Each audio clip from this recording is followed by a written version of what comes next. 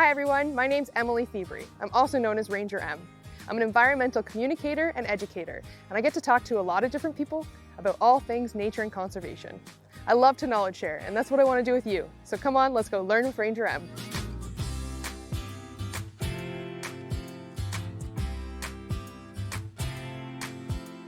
Today I'm at Coldstream Conservation Area where I'm going to meet up with Jeff Sharp from the St. Clair Region Conservation Authority, and we're going to talk about trees and forests. So let's go meet up with Jeff. Thanks for joining us today, Jeff. Can you tell us a bit about yourself and your role at St. Clair Region Conservation Authority? So I've worked with St. Clair for 13 years almost. Prior to that, I was working in forestry kind of in Western Canada and Northern Ontario and Manitoba. But my role at the Conservation Authority, I am a forester, so a registered professional forester. But my role at the authority is a funny term, it's just a conservation services specialist. So, you know, it's just the name of the department. And obviously our department specializes in a lot of things, but mainly restoration work. So at the authority it really starts with the seed, seed collection, because we collect seed and sell that to a nursery, and the nursery will grow seedlings for us.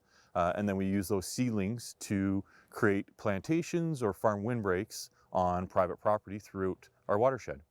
We do a little bit on our own properties and some corporate, but a lot of our work is for landowners and private property owners. How many landowners would you say you work with, like per year kind of thing? Usually around 30 landowners that we're completing projects for, but then most years we'll sell seedlings over-the-counter sales to close to 70. So we're working with approximately 100 landowners every year. So the landowners that are purchasing trees from us is a smaller amount because they're doing them themselves, where the Conservation Authority, when we're completing projects, we're planting upwards of an acre, so about 800 or more trees. Some projects, get up into the tens of thousands of seedlings, which is amazing. It's really, it's a huge feat, and the maintenance and the dedication that goes into it, and the willingness of, a lot of that is corporate. So the city of Sarnia that we've just done a project with was really great, and they just had some farmland that they thought best to be in trees, not just being farmed. So it was kind of marginal area anyways. So how many trees do you think does that mean per year? Most years we are bringing in approximately 70 to 75,000 seedlings. Wow. So we bring in bare root seedlings, and a lot of our planting does occur with the bare root seedlings in the spring. The reason that is the trees are still dormant, so they're dug up while they're dormant, and then put back in a cooler, and then it's easier for the nursery to ship them. Obviously, if you've ever tried to handle a tree in a pot, 70,000 pots is a lot of pots to move around. Yeah. Where the trees come in bundles of 10 in a bag, and they can ship easier. They're easier to plant. We use a that tractor. Just means bare root, just no dirt on it. Yeah, exactly. Yeah, no dirt, nothing on the roots. There is some fine sediment, and the nursery does a really good job of not disturbing the roots too much, but it is mostly just fine hairs, like fine root hairs. And then so, obviously our evergreens, still have green on the top, and then the roots underneath, and then our deciduous trees are, there's no leaves or anything on them. So it's just, sticks in the ground. Yeah, a stick with roots attached to it. And then so we're able to plant those with a tractor in a single row, and we do that for a lot of the big projects. What exactly did you mean by dormant? Is that how a tree hibernates? Yeah, same term. So in the fall, when our photo period, so the length of daylight per day decreases, trees, because they can't efficiently produce as much energy with the sunlight, it's obviously deciduous trees. Right now is an excellent time to show it. They drop their leaves, right? We have leaf color, so the tree itself will bring all the chlorophyll from the leaf back into the stem to store for next year's use, and store that potential. And then what we end up having is different colored leaves, and that's the different tannins in the leaves that are showing up. So yeah, a dormant tree. So they drop their leaves. Though they drop their leaves, their roots are still active later into the fall, and then especially in the spring, once the soil starts to warm up, the roots start to get active again.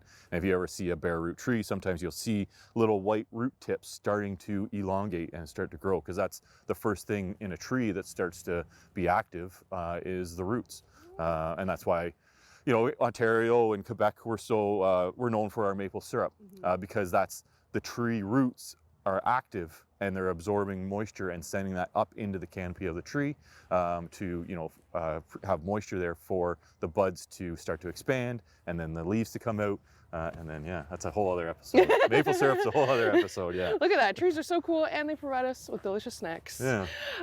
Before we continue with trees, I just was wondering if you could tell us a bit about where we are today. Yeah, so today we've met in Poplar Hill. We're about, what, 30 kilometers from London or so, at one of the St. Clair Conservation Authority's day use areas, call it. There's no camping or overnight staying, but we're at Coldstream Conservation Area.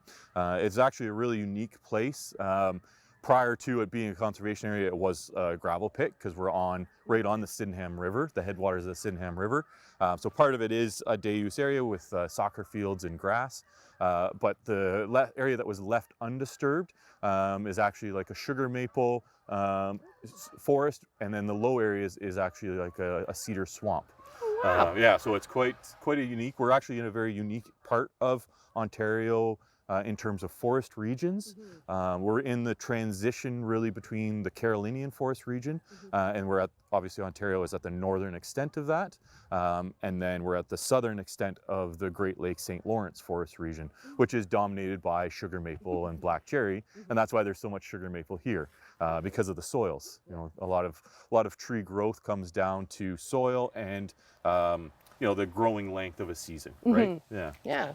Well, I think we should go explore Coldstream a bit more. Yeah, sounds great.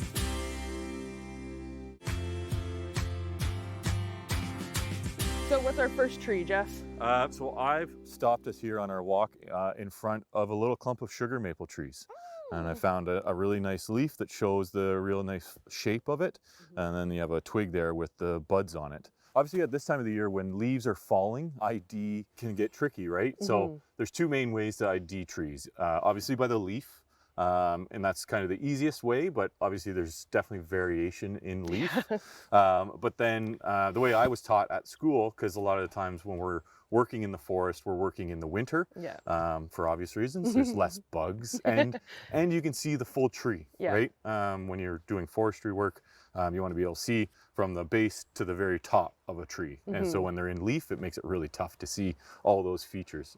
So we learned in the fall, in the winter, and that's twig ID. But as we stand here, there's 4 sugar maple, all close together, and you can tell young trees and old trees have significantly different bark. And so as a tree matures and their growth kind of slows, the bark changes, right? So you get more of that outside wood, which is bark, and you know, obviously it keeps getting bigger because it's getting inside wood, and that's the cells on the outside of the tree differentiating and forming the two different things. Yeah, so much science with trees. Oh, it's amazing. So yeah, you can see that young sugar maple have a nice, I don't know if you call it gray bark, fairly smooth for the most point, and then a larger sugar maple, you'll start to get those ridges. And so sugar maple, there's a couple different maple species that are native to Ontario. So there's sugar maple and silver maple and red maple are our 3 native sugar maple or 3 native maples to this area. But when they get really big, sugar maple will start to flake off, and the way the direction the bark flakes is unique to sugar maple compared to silver maple and red maple. Okay. Very neat.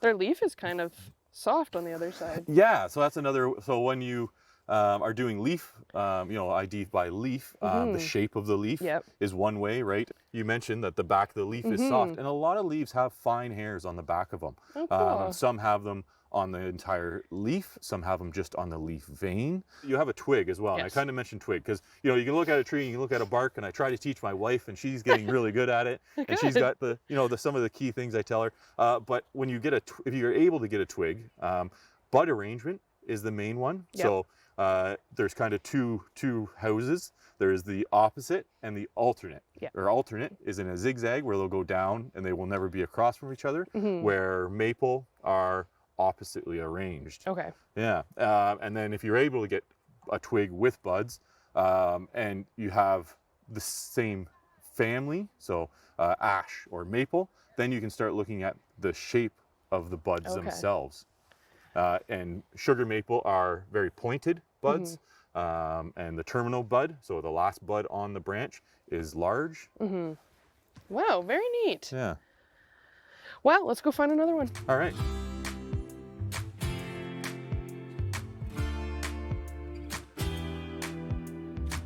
This is like the easiest mature tree to identify. So this is a black cherry.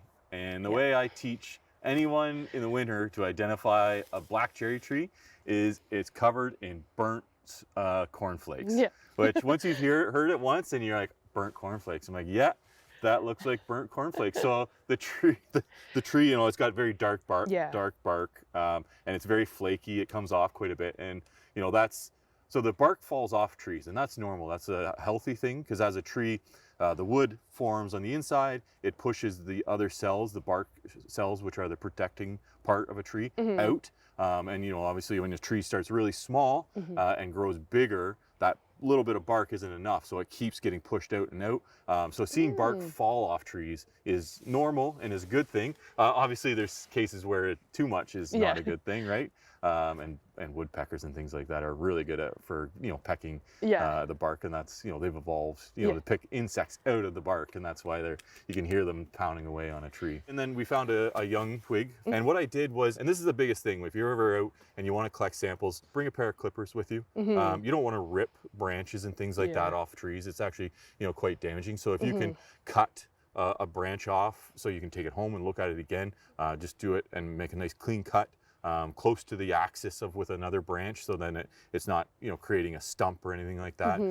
That's one thing that I've done today, so we don't, you know, damage the seedlings or the young trees that I've cut that off. So this is an example of a black cherry twig, and so very different buds, bud arrangement, bud shape, twig color than, you know, our sugar maple twig that we had found at the previous tree. Is it like a cherry tree, or why is it called a cherry?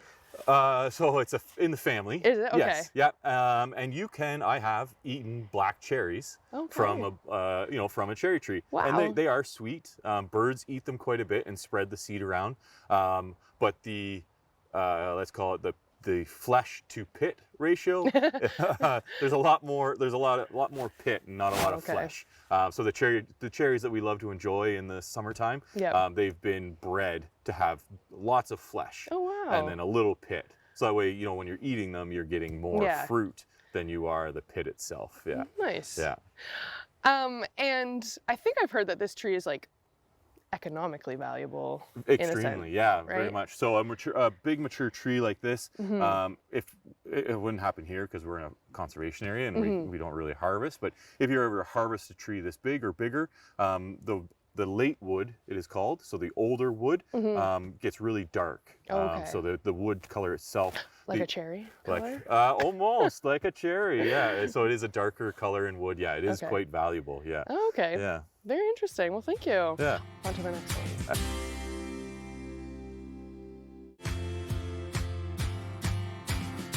So on to number 3. On to number 3. So we've stopped at this tree. And the first 2 trees we've talked about, the sugar maple and the black cherry, are, you know, very important forest species, late succession species, and, you know, used by wildlife. But what we stopped at this tree here, and this is a bitternut hickory tree.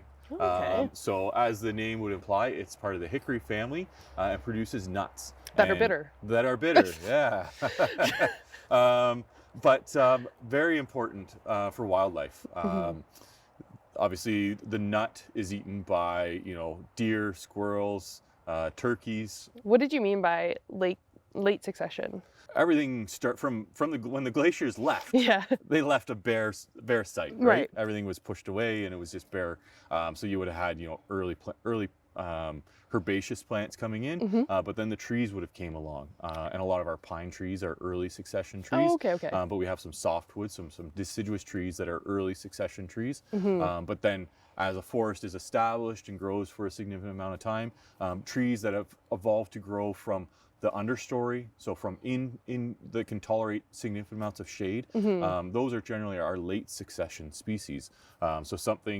So a sugar maple is a really good example. If you tried to plant a sugar maple seedling out in the open yard where it gets full sun all the time, it's actually going to get sunburned. Oh. Yeah. So it doesn't actually, it prefers the shade and Okay. protection of other things so it can grow into, maturity and then come up through and then be part of the over canopy. Oh, Yeah, the nice. overall canopy. And when Um, I think of softwood, typically I thought that that was like our coniferous trees. So deciduous trees can be softwood and hardwood? Fast growing deciduous trees are sometimes referred to as like a Oh, okay. soft tree. Okay. So like silver maple, poplar. They call tulip down in the States yellow poplar because the Oh. wood is actually quite soft. Oh, I didn't know that. Butternut is actually it's part of the walnut family, Mm-hmm. but the wood is so soft that it's actually ideal for like carving. And they used to Okay. use it for quite a bit for like carving, I guess, duck decoys, Oh. which is kind of, I don't know, kind of funny, but Yeah. yeah, they used it as a carving wood, right? So, Okay. but other woods that are slow, like trees that are really slow growing, like our oaks Mm-hmm. and our sugar maple are really hard woods, and our hickories are really slow growing. Okay.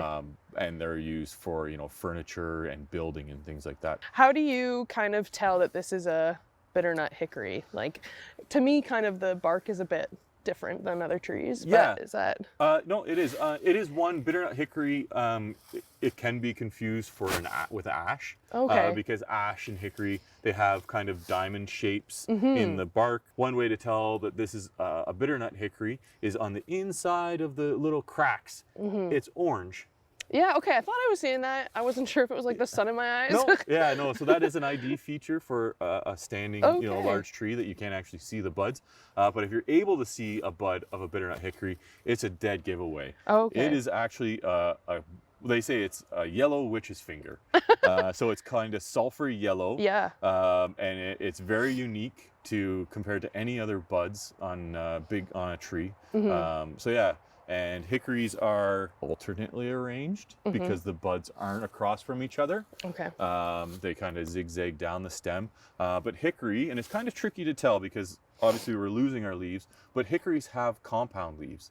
So the first Right. two trees we looked at had simple leaves or just, one leaf, where a hickory will produce a leaf stem, and then off that will be leaflets. Yeah. So there would have been 7 leaflets off the leaf stalk. And so yeah, when they fall off, that all comes off. So this is one leaf, though there's leaflets, one leaf is actually a Okay. bigger thing. Okay. I've always been curious about that. And sometimes if you're really lucky and you can tell a hickory tree is really valuable, if you look up, there's actually like a squirrel's nest in this hickory tree, because the squirrels will go up there and kind of pull in leaves and create a little den for themselves, so that way they can pick nuts off the tree. They don't have to go far. And then sit. Yeah, they don't have to go far. They can just live in the grocery store pretty much. Nice.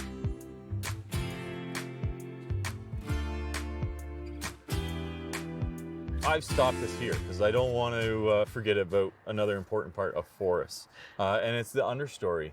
So obviously there's regen and little trees growing up, but a big part of our forests is woody shrubs. Right. So it's funny, a shrub is defined as a woody plant that doesn't grow any taller than 3 meters, so Okay. 15 feet. Very specific. Yeah, kind of funny. You said lots of science in forestry. We have some, set up rules and like guidelines and, broken things down, Because nature loves guidelines. Yeah, it's kind of a funny one. But what we've stopped here in front of is ninebark. And it's one of my favorite, not one of my favorite, but one of the shrub that I really enjoy. And I planted lots in my yard, and it's a flowering shrub, and it has, it doesn't produce berries like most shrubs will, because obviously berries are a good way to spread your seed, because wildlife will eat the berry and then Disperse it somewhere else. disperse the seed somewhere else. Yeah, where these produce more of a dry seed, but I think birds still eat them and spread it around. How did it get its name? Ninebark. That seems very specific. Yeah, it is a funny name, and that's a good question. I have no idea. Okay. It's when the bark gets older and mature, it's flaky and goes from like brown, like the twig that you're holding, to a lighter color when it flakes off. Okay. But then that's one of the reasons I like it, is that a unique bark kind of when it gets to be a bigger tree. Plus the leaf, it is part of the viburnum family. So high bush cranberry is part of that same family. Okay. So yeah, similar leaf to that. But So it is alternately arranged, simple leaf, but yeah, a really nice growing shrub.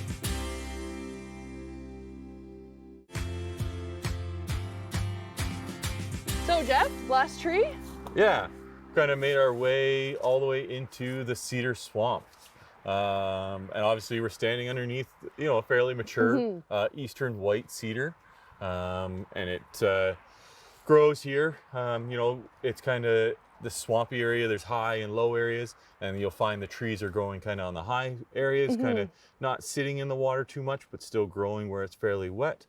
This is where there's a lot more shrub because the density of trees is less, so there's more sunlight getting in, and you get more shrubs and a real diverse mix of woody species for sure growing here.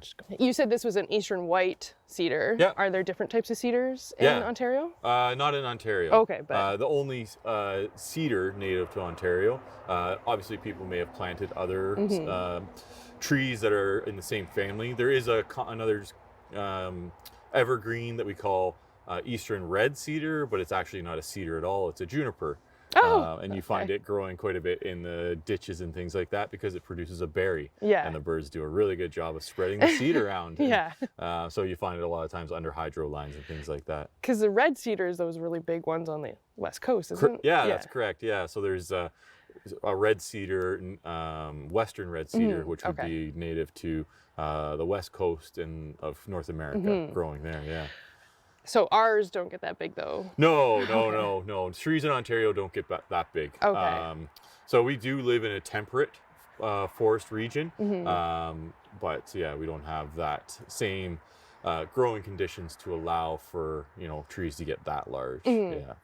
Are these considered leaves on the cedar tree? All trees will eventually lose their leaf.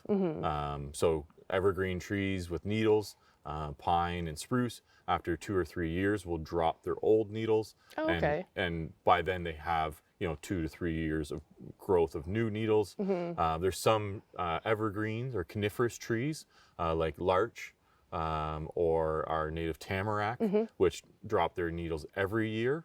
And so it's a deciduous coniferous tree. Yeah, because they are yellow right now. I've seen some pictures. And so obviously you can see some brown, scales, they're kind of called in a cedar tree, are falling, and cedar usually drop their, any of their green parts that they don't want anymore in the fall. But yeah, it would be more of a scale than it would be referred to as a leaf or a needle. Okay. Yeah. Very neat. Yeah.